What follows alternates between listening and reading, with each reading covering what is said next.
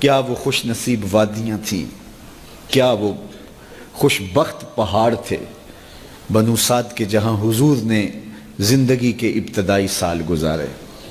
اللہ اکبر۔ حضرت حلیمہ سعدیہ کہتی ہیں جب میں حضور کو گھر لے گئی تو میرے گھر میں روشنیاں آ گئیں۔ باقاعدہ عورتوں نے کہا حلیمہ تو اتنی امیر ہو گئی ہے، رات کو بھی دیا نہیں بجھاتی۔ بڑے امیر کبیر گھرانوں میں بھی رات کو لوگ دیا بجھا دیا کرتے ہیں، لیکن تو اتنی ہی امیر ہو گئی ہے کہ رات کو بھی تیرے گھر کا دیا نہیں بجھتا۔ تو حلیمہ سعدیہ نے کہا آؤ میں تمہیں بتاؤں میرے گھر میں دیا کون سا روشن۔ باقاعدہ ہم جولیوں کو بلایا، پالنے میں حضور تھے، اشارہ کر کے کہا ما کننا نحتاج الی السراج من یوم اخذناہ، جب سے یہ پیارا گھر آیا ہے میں نے سارے دیے توڑ دیے، دیے کی ضرورت نہ مشعل کی حاجت، عجب روشنی تو نے پائی۔